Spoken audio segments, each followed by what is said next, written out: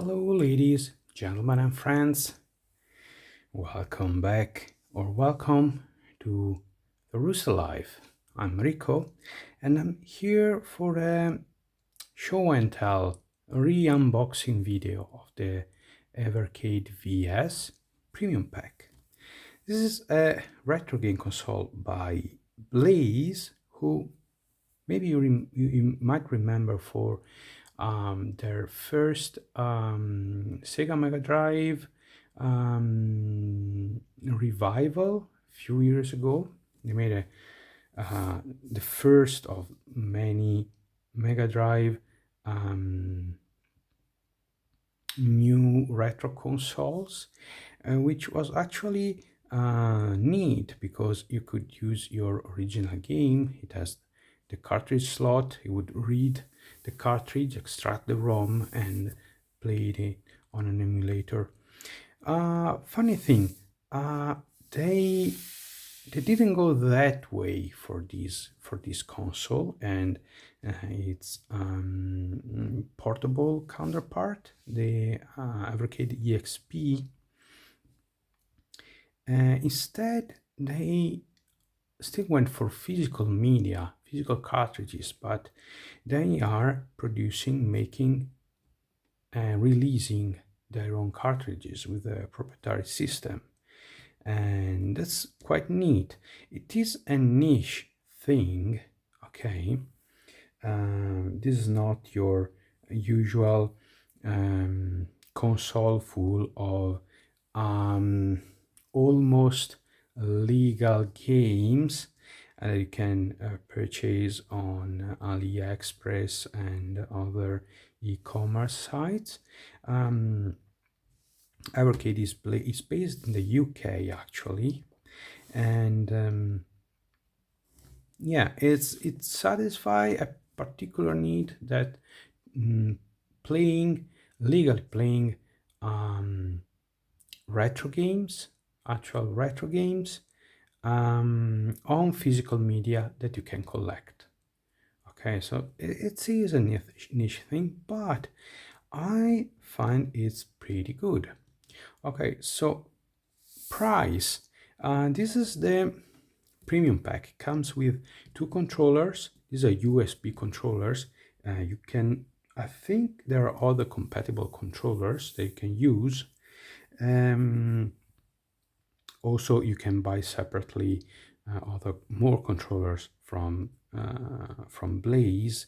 It comes also with two cartridges, and I think the price for this one was about 160 euros, maybe 169.99. The basic pack, however, was a little over 100, I think 119,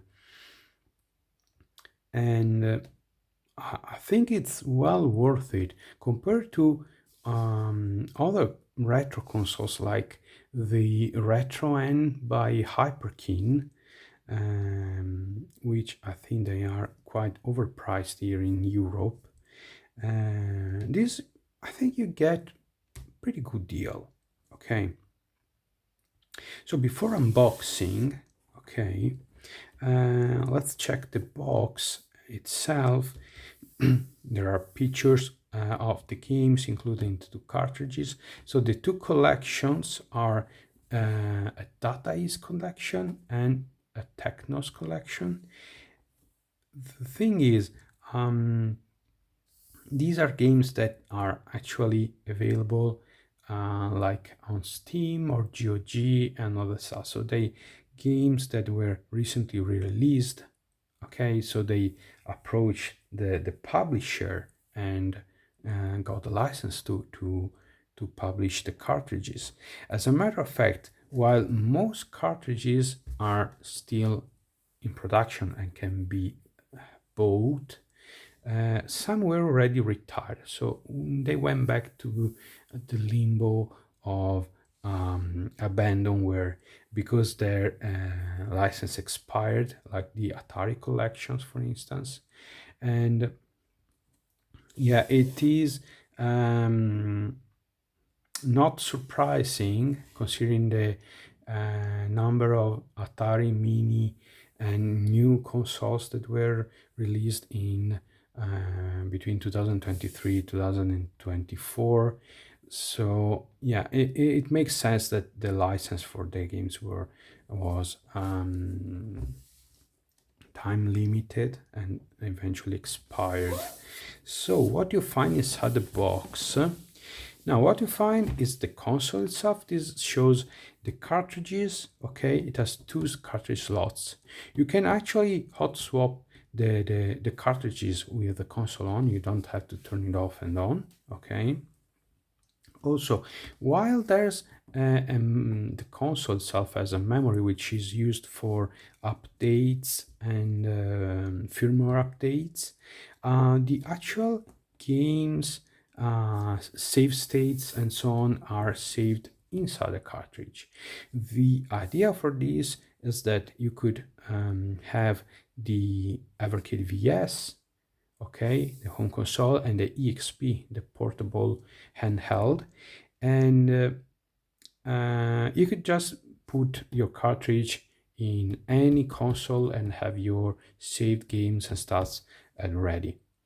Okay, it comes with a drawback because one of the first cartridges that bought the Commodore 64 Collection 1, it actually bricked due to a corrupted save, and I had to get a replacement, which was not absolutely a problem.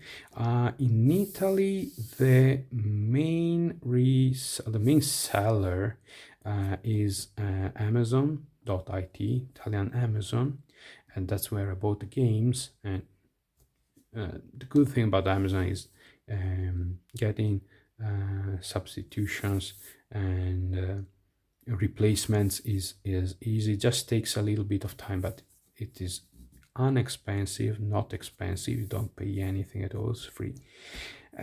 Yeah, just in this case, in my case, the game was purchased from Amazon UK. Okay, so it took a little bit longer to get a replacement, but no problem. You have two controllers, okay, with an absurdly long 3 meters cable.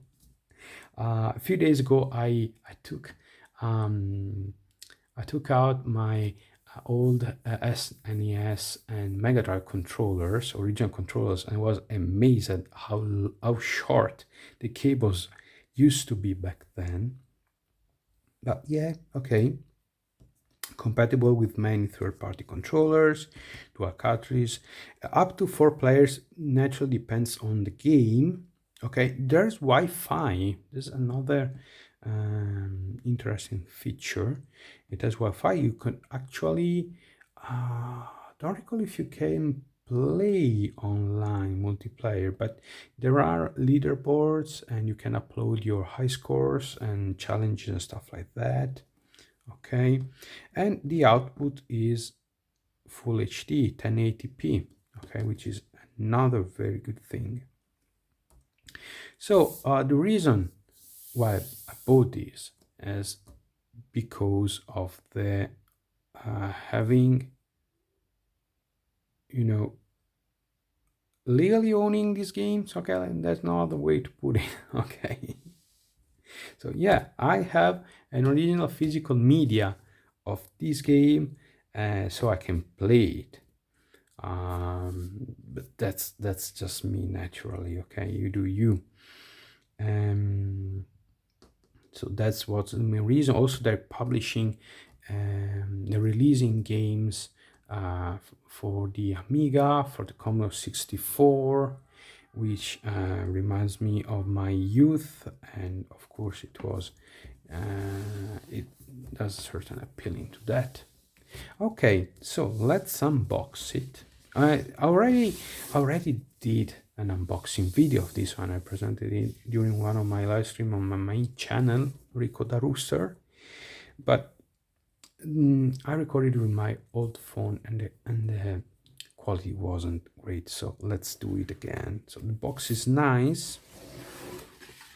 okay, and you're presented with a console itself, which actually is a lot smaller than I thought.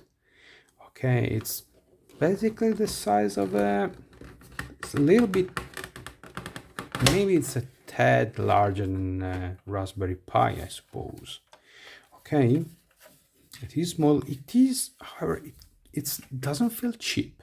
Okay, one thing that I noticed with the Retro N5 that I bought alongside this one is how cheap it feels. This doesn't feel cheap at all. Okay, so you have the, here you have the cartridge slots. Okay, by the way, this is the first release, okay, which is in white and red, white and red, that also the shape of the controllers reminds me of the Japanese Famicom. I don't think it's a coincidence, even though you will never see Nintendo games on this one, because obviously Nintendo is keeping the rights to themselves for their virtual consoles, subscriptions, and stuff like that. Okay, you have the HDMI output and the DC in. Okay, it needs, I think it's a 5-volt input, so just your usual phone charger is enough. Okay, if it is not enough, okay, the console will flash I think orange or red. There are LEDs in here, LEDs, sorry, LEDs, okay, and that also gives you feedback if something is wrong. The first time I used it, the AC the power input wasn't enough, and it flashed a strange light, and so I switched AC adapter, and it worked. This is the reset. Okay, it's very simple. This is the power button. You have to press it and hold it for a few seconds, and the LEDs turn on. Okay, and that's it. It's Blaze. Okay, 2021, Blaze Entertainment. As I was saying, this is the first release. In 2024, late 2024, there's a new batch of consoles. I don't recall the name, is VS something. Anyway, they are charcoal gray and light blue instead of being white and red. The Evercade VS is exactly the same, just changes the case, the color. The Evercade EXP, I think they they updated the design. Okay, because okay. Support, they actually, I wrote to support that Evercade. I actually got back. Okay, they were very very professional, helpful. Okay, with my issues. Okay, and they vouched for me with Amazon for a replacement, stuff like that. So they are very very nice people. Okay, good company. I have no problem with them. It is quite clicky. Okay, and there goes the console. Then you have, in this case, with this edition, two cartridges. Okay, the Data East and Technos collections. I'm going to show you the Data East. In this case, for instance, among the games that are included, there are two fantasy action games which I loved, and I actually managed to play in an arcade. Wizard Fire, Gate of Doom. Okay, I actually have these on GOG. Okay, and then I realized that at some point all these Data East games were released on console, or they were released, some were released in on subscription services and stuff like that. Okay, so however, in some cases, one of the most recent cartridges released, it's the Thalamus collection. It's collection of 11 games for Commodore 64, published and developed and published by Thalamus, British publisher of C64 games, and which includes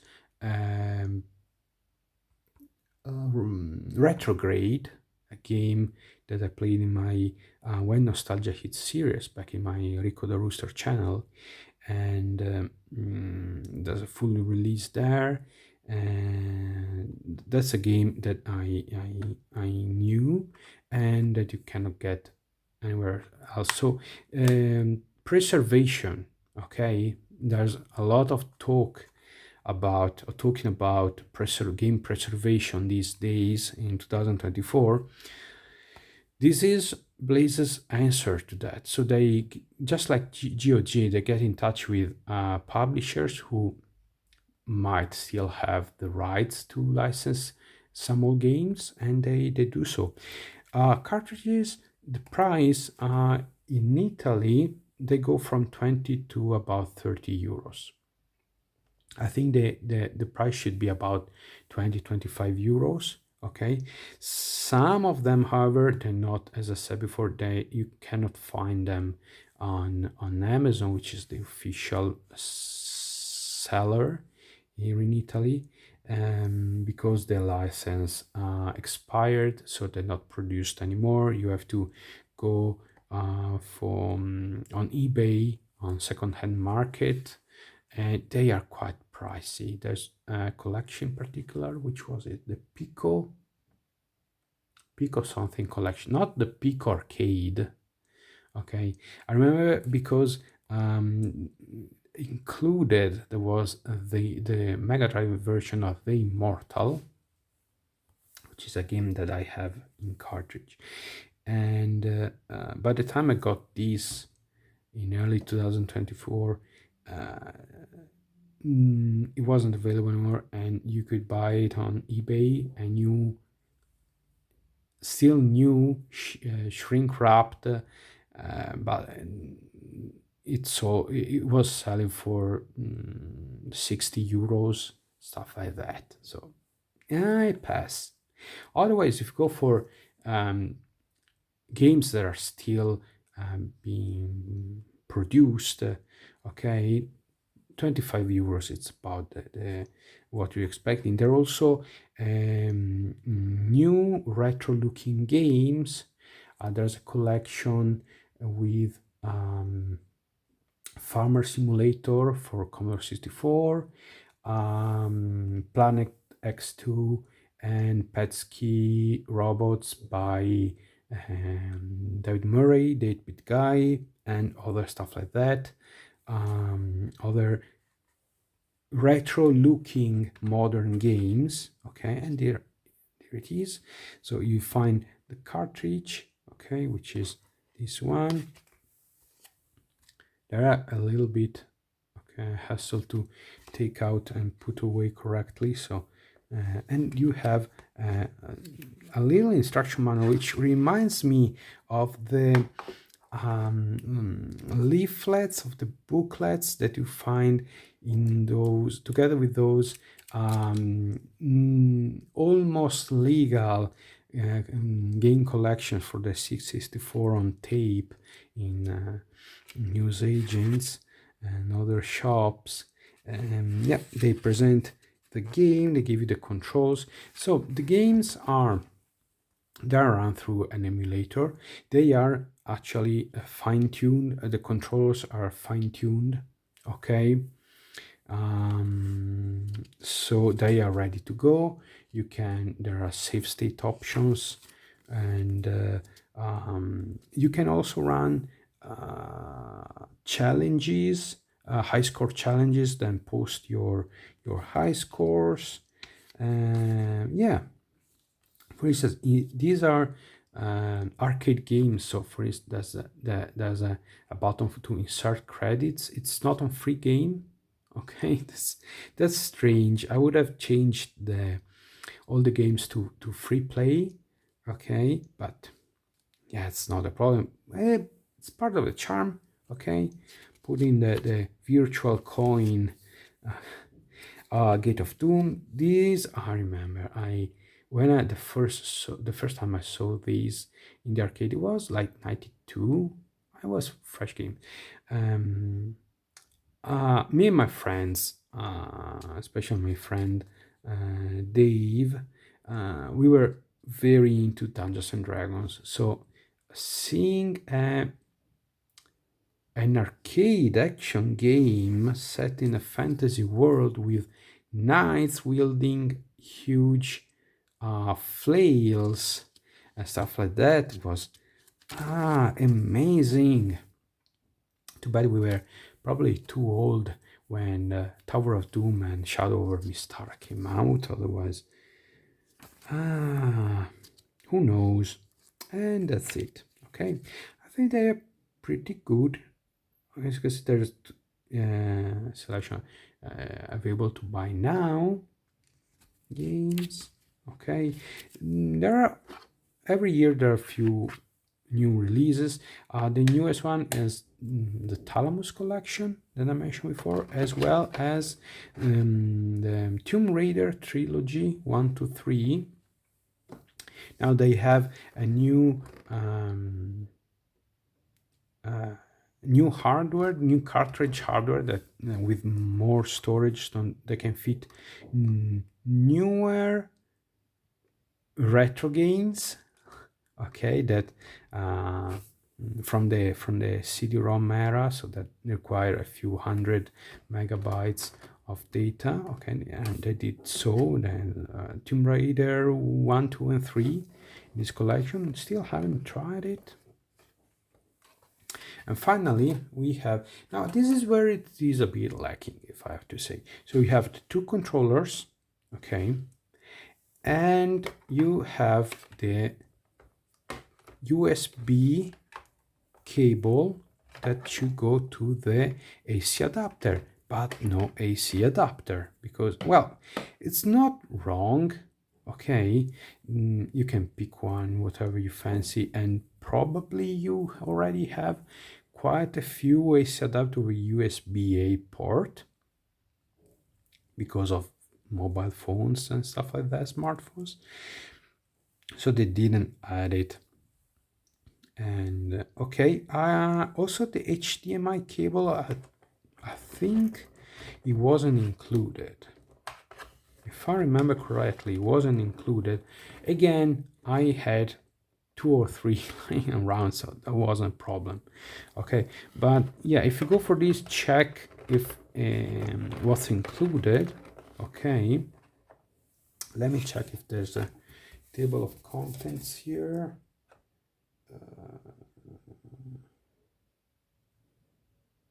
Save states, no. Nope. No.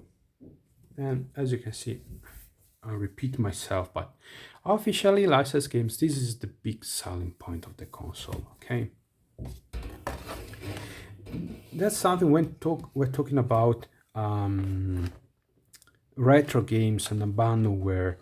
I think what GOG and Good Old Games started doing back then, yeah, the DRM thing is a plus, but it's the thing that they're going after publishers to get licenses for old games so that can be brought back from the abandonware limbo.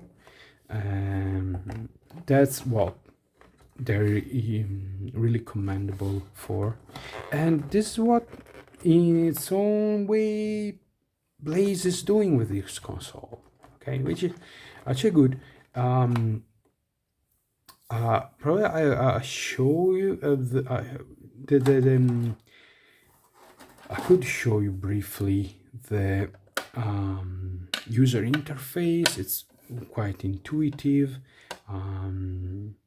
The way games are presented, there's you can add filters, video filters, okay, to get that retro looking that retro look with scan lines and you know, the usual retro filters. Okay, and this is it. Okay, is it worth the money? Well, considering the price for the new mini retro consoles, mini retro computers that come out, I think it is. Games are reasonably priced, okay, at about 25 euros each cartridge. Cartridge can be 8, 10, 12 games, even more. I think there was one of that Pico collection I mentioned had almost 20. It's, yeah, it's a good deal after all. Consider also the price of other retro consoles, especially the ones that let you use old hardware, like the Hyperkin Retro Ends, like the Polymega, which uses software emulation in the end, like this one, even though it is refined, and it uses original media, of course. But yeah, for a little over the price of a new modern game, you get a console. Okay, and then cartridges are rather cheap. So this is the Evercade VS. Let me remind you, there's also a handheld version. I think it's called EXP, and it was recently redesigned. So if you see the charcoal gray and blue consoles instead of the white and red, you know, it's the newer version. Okay, it doesn't change much with the VS. However, the EXP has some improvements, so be on the lookout for that. And this is it. Okay, I am currently using this to record my Arcus Odyssey gameplay videos on my main channel, Rico the Rooster, and there are other games. Eventually I'll end up playing Retrogame, playing summer games and 1 and 2. There's also winter games. I have plenty of Commodore 64 games. I'd like to get some Amiga games as well. The good thing is that they plug and play. Okay, you might have some problems with the GOG version that you can get, because there's sometimes the emulators can give you a headache. There is no problem in this case. It feels just like it was made for the console, so for this console. So really, it's fine. So here it is. So thanks for watching. Hope you found this video interesting and informative. If you have any question or comments, feel free to drop a line in the box below, and I'll see you again soon with another video. Until then, take care and goodbye.